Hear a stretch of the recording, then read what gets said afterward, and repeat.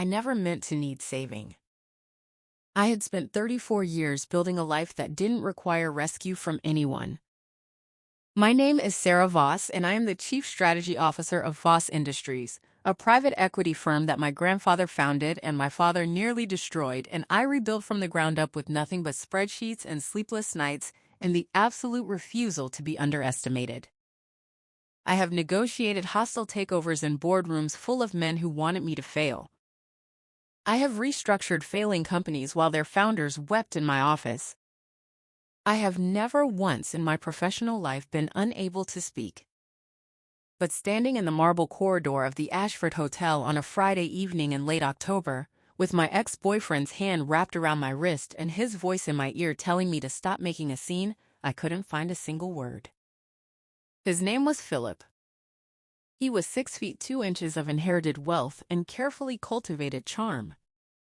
We had ended things 14 months ago, and he had spent 12 of those months finding ways to appear wherever I happened to be. Tonight he had appeared at the bar of the Ashford where I was meeting a client, and when I tried to leave he had followed me into the corridor, and when I tried to pull away he had tightened his grip. Not enough to hurt. He was too smart to leave marks. Just enough to remind me that he was stronger, and that I was alone, and that no one in this hotel was going to intervene on behalf of a woman who might simply be having a disagreement with her partner. "I want you to let go of me," I said. My voice was steady. I was proud of that. "You're making a scene," Philip said. "There's no one here." Then someone was there. "She's with me." 3 words. Low, unhurried, carrying the particular weight of a voice that had never needed volume to be heard. I turned. The man standing beside me was tall with dark hair and the kind of posture that suggested he had been formed by something more demanding than a gym membership. His hands were the hands of someone who worked with them. There was a scar along his right thumb and a callus at the base of his palm. His eyes were the color of winter slate. They rested on Philip without hostility, without performance, without the slightest interest in being challenged. "I'm sorry, Philip," said the polish on his voice thinning slightly, "and you are someone who's been waiting for her." The silence lasted 4 seconds. Philip's hand loosened. "I'll call you," he said to me and walked away. I stood very still in the corridor. The man beside me didn't move. The way someone checks that a door is actually closed before turning back to the room. Then he looked at me, and I looked at him. "Thank you," I said. "You had it handled." I did, but it was faster with help. The corner of his mouth moved. Something that preceded a smile. He stepped back, giving me the corridor, and I walked toward the lobby with my pulse doing something entirely unprofessional and the unsettling certainty that I had just been seen not by someone who wanted something from me, but simply by someone who had been paying attention. His name, I learned later, was Dominic Ashford. He was the managing partner of a private investment firm that specialized in luxury automotive and precision engineering. He was 38 years old. He was worth approximately $400 million according to the financial press. And he spent his Saturdays in a converted warehouse in the Dogpatch district of San Francisco, rebuilding vintage motorcycles from the frame up. I knew this because I looked him up that night. I told myself it was due diligence. A man who intervenes in hotel corridors should be vetted. I told myself this 3 times and almost believed it. The next Saturday, I had my driver take me to an address in the Dogpatch that I had found through a reverse image search of his company's website. The warehouse was red brick with a corrugated steel door that was half open to the November air. Classic rock played low from a speaker somewhere inside. I sat in the car for 6 minutes before I got out. I was wearing dark trousers and a cream-colored sweater. My hair was down. I had told myself I was coming because I wanted to thank him properly. This was true. It was also true that I had lain awake at 2 in the morning for 3 consecutive nights thinking about the way he had looked at Philip without any need to perform dominance, and the way that steadiness had felt like something I had been searching for without knowing it had a name. I stepped through the open door. The warehouse smelled of motor oil and metal, and something faintly sweet like the wax he used on the finished frames. 3 motorcycles stood in various states of completion. A workbench ran the length of the left wall, organized with the particular logic of someone who used his tools daily. A pair of boots was visible beneath a vintage Indian Scout suspended on a low lift. I stopped a few feet away and waited. The boots moved. There was the sound of a wrench being set down. And then Dominic Ashford slid out from beneath the motorcycle with the unhurried ease of someone completely at home in his own body. He sat up, saw me, and for one unguarded moment his expression did something that he didn't have time to edit. Surprise, and then something quieter that settled in his eyes and stayed there. He stood. He was wearing a gray t-shirt and jeans, and he looked entirely comfortable. "You found it," he said. "I have GPS and a very confused driver. The Dogpatch tends to confuse people." He reached for a cloth tucked into his back pocket and wiped his hands. "I came to thank you properly," I said. "I didn't have to do the whole thing with Philip, and you did it anyway." "No," he agreed. "I didn't." There was no but attached. No angle being set up. Just the clean acknowledgement of a choice he had made. "Coffee?" he asked. "I've got a pot that's been sitting for about an hour, so it's either perfect or a criminal offense depending on your standards." I should have said no. I had a conference call at noon and a board presentation to review. "Sure," I said. The small office at the back of the warehouse was unexpectedly human. A desk buried under invoices and engineering manuals. A shelf with photographs I didn't examine closely enough to identify. A coffee maker that had clearly been used with devotion. He poured 2 mugs and handed me one. "Black," I said before he asked. Something in his expression registered approval he didn't vocalize. "What kind of person spends their Saturdays rebuilding motorcycles?" I asked. "The kind who likes understanding how things actually work," he said. He nodded toward the Indian Scout. "That one belonged to my grandfather. He bought it in 1952 and rode it across the country twice. I've been restoring it for about a year. A year for one motorcycle. Some things are worth taking your time with." I felt the sentence land somewhere below my sternum. I took a sip of coffee. It was perfect. "I don't do this," I said. "Do what?" "Show up somewhere without a reason that holds up under scrutiny." He considered that. "And does it hold up?" "I haven't decided yet." I left 40 minutes later. And for the entire drive back across the Bay Bridge, I could still smell motor oil, and something warm underneath it settled into my sweater like a reminder. The cafe was called The Narrow Window. It sat at the edge of the Embarcadero with a view of the Bay Bridge that caught the afternoon light and held it. I was there on a Thursday because my assistant had booked a client meeting at a restaurant 3 blocks away, and the client had canceled, and I had decided to take my laptop and my irritation and do something useful with the unexpected hour. I was sitting at a corner table reviewing financial projections when the door opened and Dominic walked in. He saw me at the exact same moment I saw him. The pause lasted 1 breath. His expression did the unedited thing again. Genuine surprise and then something quieter. "Wrong meeting," I said. "Right meeting, I think." He was wearing a dark jacket over a simple shirt, dark jeans. He carried himself through the cafe the way he moved through the warehouse, like someone who had decided long ago that a room didn't require his performance. "You can sit down," I said. He did. What followed was not what I expected. I had expected the careful choreography of 2 people still learning the rules. Instead, I got an argument about bridge engineering. It began with Dominic noticing the report open on my screen. a proposed development on Treasure Island that involves significant seismic retrofitting, and making a comment about the load-bearing assumptions that was technically outside his expertise and entirely correct. I told him so. He raised an eyebrow. I explained the structural flaw in his reasoning. He disagreed specifically and without apology. I pushed back. He didn't move. You do realize I've financed 4 major infrastructure projects in the last 3 years, I said. Financing and understanding how they stay up are 2 different conversations. Not when you're the one approving the engineering review. Then you should know that the column spacing on that design is too wide for the soil conditions on the eastern half of the island. I opened my mouth.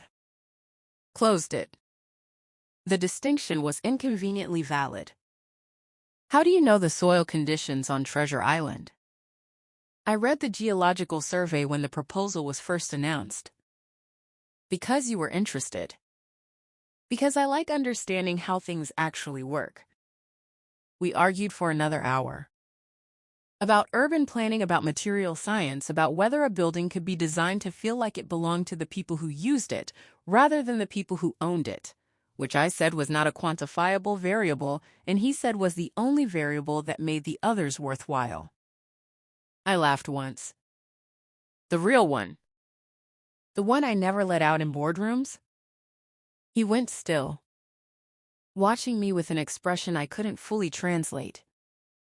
That doesn't happen often, I said. I know, and the fact that he acknowledged it without trying to own it settled somewhere in my chest like a key turning in a lock I hadn't realized was there.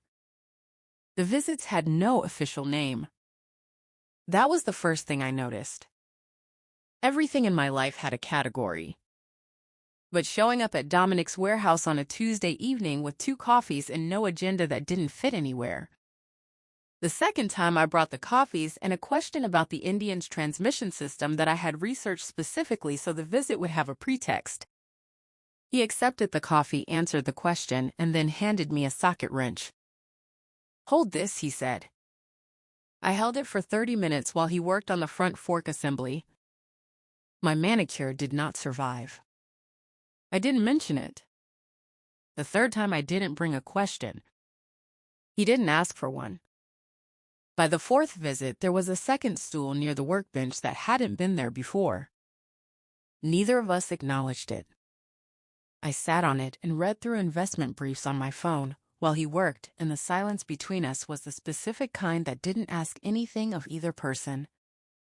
It was on a Tuesday night at nearly 2 a.m. that everything shifted. I was in my penthouse in Pacific Heights when the notification arrived. Not the routine kind.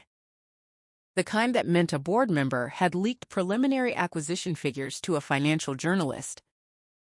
The story was running at 6. The numbers were wrong. Not catastrophically wrong, but wrong enough to move markets. And the leak itself created a secondary problem that was in some ways worse. I sat at my kitchen island. The city lights visible through the glass. The penthouse quiet in the way expensive spaces are quiet. I opened my contacts. My thumb moved through the list with the muscle memory of someone who had done this before. General Counsel. Kuo. Board Chair. It stopped on Dominic's name. I pressed call. He answered on the 3rd ring. His voice was low, slightly roughened by sleep, but unhurried. Like waking up to an unscheduled call was simply another thing that happened. Hey, he said. Just that. Not is everything okay, or do you know what time it is? Just my name acknowledged in a voice that made space. I talked. I talked about the leak and the journalist and the numbers and the board member whose identity I already knew with near certainty. I talked about the 6 o'clock deadline and the market implications and the secondary problem that lived underneath the first one. I talked with the velocity of someone who had spent years translating complex situations into language that could move people. And Dominic listened. He didn't offer solutions I hadn't asked for. He didn't fill the silence with the kind of male helpfulness that dressed itself as support, but was mostly the need to be useful. When I finished, he said, "The board member who leaked this, is it the first time? Second time? Different information, same direction. Then the leak isn't the problem. The leak is the symptom." I was quiet for a moment. Yes. You already knew that. Yes. So what do you actually need at 2 in the morning? The question was so direct and so absent of judgment that something in my chest shifted sideways. I needed to say it out loud, I said finally.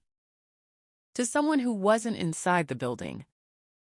Okay, he said. Like that was a completely reasonable thing to need. We stayed on the line for another 12 minutes. He asked 2 more questions. Both precise. Both useful.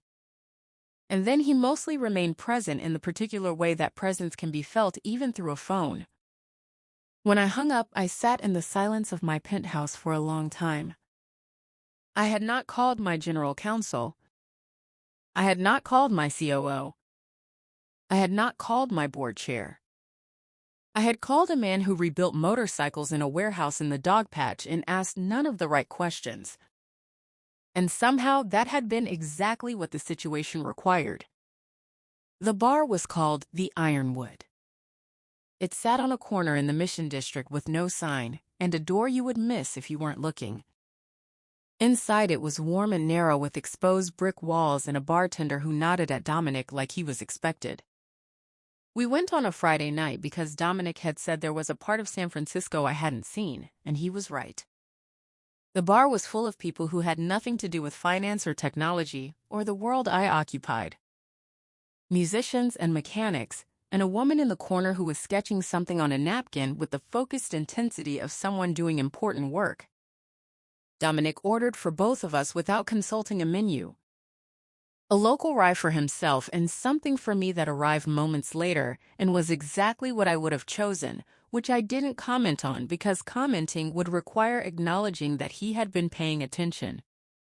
We talked about the city, about what it had been and what it was becoming, and whether those were 2 parts of the same story or 2 separate ones. He had opinions that were unsentimental and occasionally uncomfortable, and I disagreed with approximately half of them and found myself genuinely energized by the disagreement. At some point, the bar had filled further, and the space around us compressed naturally. The man behind me shifted, and I stepped forward automatically, and the distance between me and Dominic went from conversational to something that didn't have a professional category. I started to step back. A gust of cold air swept through as someone opened the street door, and I shivered involuntarily, and my body moved forward instead. Just an inch. But enough that I reached out instinctively and my hand found the lapel of his jacket. His hands found my waist. A reflex. I knew it was a reflex. But his hands stayed. One on each side, light but definite. And I was standing close enough now to feel the warmth coming off him and the specific quality of his stillness, which was the stillness of someone making a conscious decision not to move. I looked up. He was already looking at me. Not with calculation. Not with performed desire.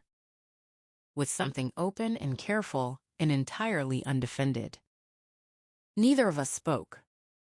Then someone laughed loudly near the door, and the spell expanded, rather than broke, becoming something both of us were now standing inside of. His hands dropped slowly. I stepped back 1 inch. Not 2. "You okay?" he asked. His voice was very quiet. "Yes," I said. The word came out softer than I intended. When I finally glanced back, he was watching me with an expression that made me feel like I was being read not for what I presented, but for what I hadn't said yet. Philip resurfaced 6 weeks later. Not directly.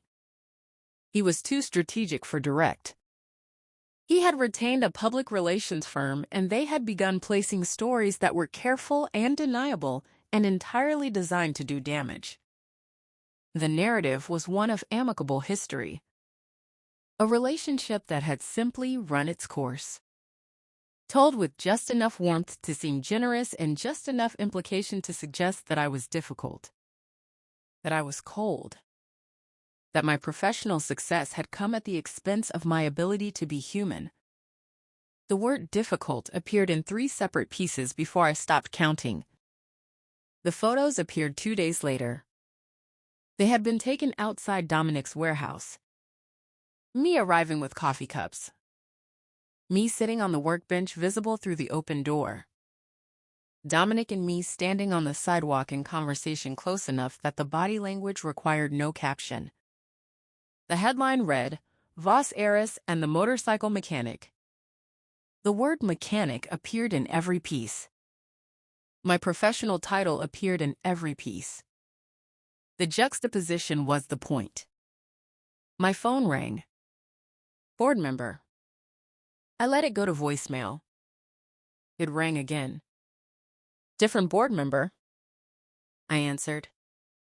The conversation lasted 20 minutes and covered in the careful language of people who had expensive lawyers, the concepts of reputation and brand alignment, and the foundation's stakeholders, which was a way of saying that several significant partners had called that morning. I ended the call and called Dominic. He answered on the second ring. I assume you've seen it, I said. An hour ago. Are you okay? I'm managing it. That's not what I asked. I was quiet for a moment. I'm annoyed, I said. And I'm tired of the fact that the people who are most concerned about perception are the ones who have never had to build anything. There it is, he said, and I could hear beneath the words something that was adjacent to a smile. I drove to the Dogpatch at noon. Dominic was at the workbench working on something small and intricate that required his full attention. He looked up when I came in, assessed me with the quick, accurate read I had come to rely on, and said nothing, which was the right call. I sat on my stool. I had been there for perhaps half an hour when I became aware that he had stopped working. I looked up. His hands were still. Something in his expression was different. Not uncertainty exactly, but something that lived in the same neighborhood. Say it, I said. He looked at me. I keep thinking about whether I'm making your life harder. I set my phone down. Staying, he said. Whether me staying is something I'm doing for you or something I'm doing because I want to and telling myself it's for you. The difference matters to me. I looked at him for a long moment. This was the thing about Dominic Ashford that no one who had written mechanic in 14 headlines that morning would ever understand. That the man sitting across from me in an oil-stained warehouse in the Dogpatch was running a more rigorous ethical process than anyone in any of my boardrooms. I stood up from the stool. I crossed the floor. 4 steps unhurried. And stopped in front of him close enough that the conversation had no choice but to be real. The cost is mine, I said. I decide what I pay and what it's worth. That's not your variable. You staying is not something that's happening to me. It's something I'm choosing. I don't make choices I haven't examined. You know that. His expression shifted. Something lifting. Not completely, but perceptibly, his hand reached up slowly and tucked a strand of hair back from my face. A gesture so quiet and unhurried that it arrived before either of us had time to assign it a meaning. The philanthropy gala was held at the Fairmont Hotel on a Saturday evening in early November. I had chaired the event for 6 years, and it had become over time less a fundraiser and more a carefully choreographed demonstration of who belonged in the same room as whom. I had invited Dominic 3 weeks earlier. One line. I'll be there. He arrived at 8:15. I was mid-conversation with a city supervisor when I saw him come through the ballroom entrance. He was wearing a dark suit, well, cut clearly new. White shirt, no tie. The top button open in a way the dress code technically prohibited, and that somehow looked more intentional than every bow tie in the room. His hands, the hands that knew how engines worked, were the one detail that resisted the setting entirely. I excused myself. I crossed the room. "You came," I said. "You invited me." He looked at me. The navy gown, the understated jewelry. "You look like you own the room." "I funded half of it." "That's not what I meant." I held his gaze. "I know." Philip arrived at 9:30. He came through the east entrance with a woman I didn't recognize and a photographer from a lifestyle publication that had no legitimate reason to be there, and every reason that had Philip's fingerprints on it. I felt the familiar cold clarity that came with recognizing an orchestrated move. I also felt immediately adjacent to it something I hadn't expected: the complete absence of fear. I turned to Dominic. He had already seen Philip. He was watching me rather than Philip. His expression was the calm geological stillness I had first seen in a hotel corridor and had been thinking about ever since. "You all right?" he asked quietly. I looked at Philip across the ballroom. The photographer, the positioning, the calculated entrance designed to find me off balance and on record. I looked at the man beside me who had shown up in a suit bought that week with his honest hands and his unhurried presence and his complete indifference to what this room thought of him. I took his arm. Not dramatically. Not for the camera.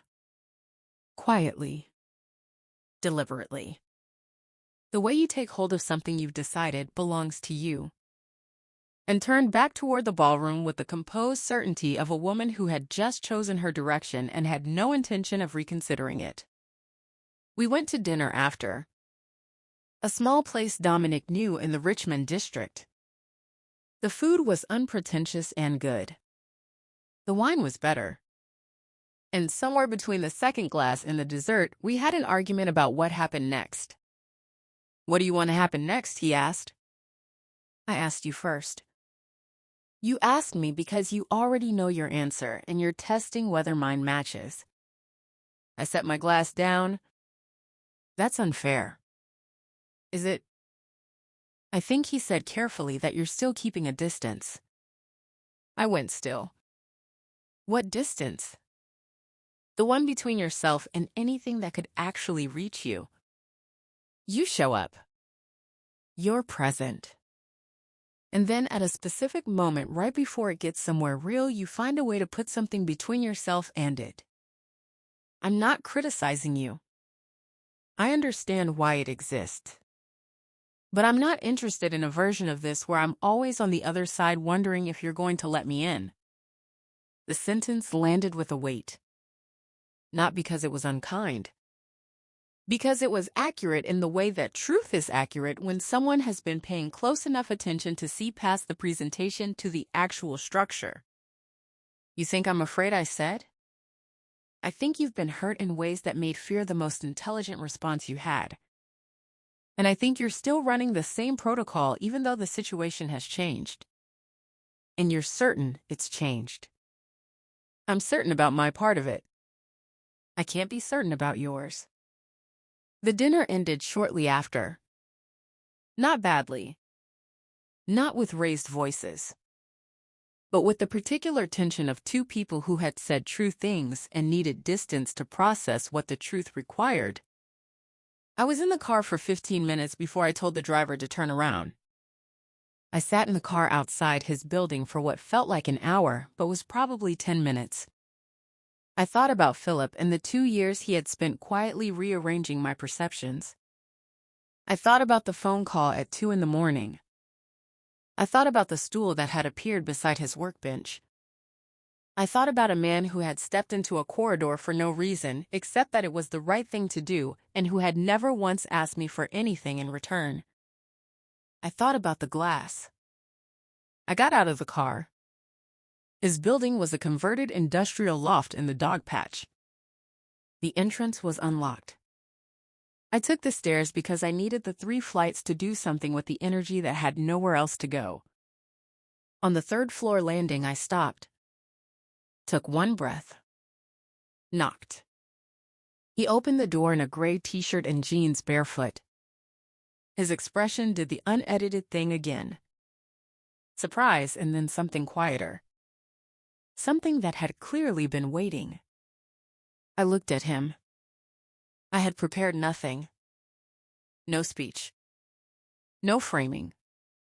Just myself in a navy gown on a third-floor landing at midnight, having driven away and come back.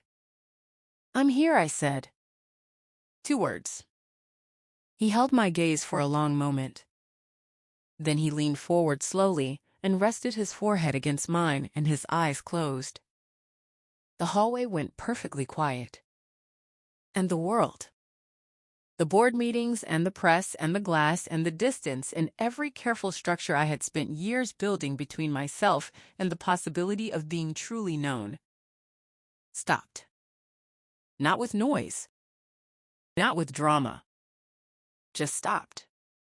The reservation had been made under my name. A table for 2 at the Ashford Hotel on a Friday evening in early December. Exactly 1 year after a stranger had stepped into a corridor and said 3 words that had rearranged something fundamental in the architecture of my life. I had made the reservation myself, not because I lacked people to do it, because some things deserve to be done personally. I was wearing a deep green dress, not the armor of my usual dark suits. Something warmer. Something that had taken me longer to choose. Dominic arrived at 7. He was wearing a charcoal suit and the same white shirt with no tie. His hands were clean. The scar along his thumb still visible. He stopped when he saw me. A full stop. The kind that had no performance in it. "Sera," he said. Just my name. But in his voice it had the weight of a complete sentence. We took my car to the hotel. The drive was quiet in the way our silences had always been quiet. Full rather than empty. The Ashford looked exactly as it had a year ago. The marble floors. The warm, deliberate lighting. The corridor between the private dining rooms where everything had begun. Dominic stopped in that corridor. He turned to face me. Took my face in both hands with the gentleness of someone who understood that some things required care. And looked at me with the expression I had stopped trying to name long ago. "Are you sure you want to walk in there with me?" he said. Quiet. Almost a question. Almost a joke. Almost a promise. I looked at him. At the hands that knew how things actually worked. At the eyes that had never once looked at me and calculated an angle. At the man who had stepped into a corridor a year ago for no reason, except that it was right, and had stayed for every reason that mattered. I smiled. The one without rehearsal. "I'm with you," I said. 3 words. His thumbs traced my cheekbones. He pressed a kiss to my forehead. Slow. Certain. The punctuation of someone who had all the time in the world. And when he lifted his head, his eyes were the warmest I had ever seen them. We walked into the restaurant together. The room continued its elegant, murmuring life around us. And in the middle of all of it, I walked with my hand in his and felt for the first time in longer than I could measure that I was not moving through a room I had conquered, but living inside a life I had genuinely chosen. The corridor, the warehouse, the cafe, the bar, the phone call at 2 in the morning, the stool that appeared beside his workbench, the laugh that escaped without permission, the forehead pressed against mine on a third-floor landing, at midnight, all of it, had been not the story of how I had let someone in, but the story of how I had finally let myself stay. I didn't fall in love despite my walls. I fell in love while learning slowly and without ceremony that the right person doesn't knock them down. He simply stands on the other side patient and certain until you remember that you built the door yourself.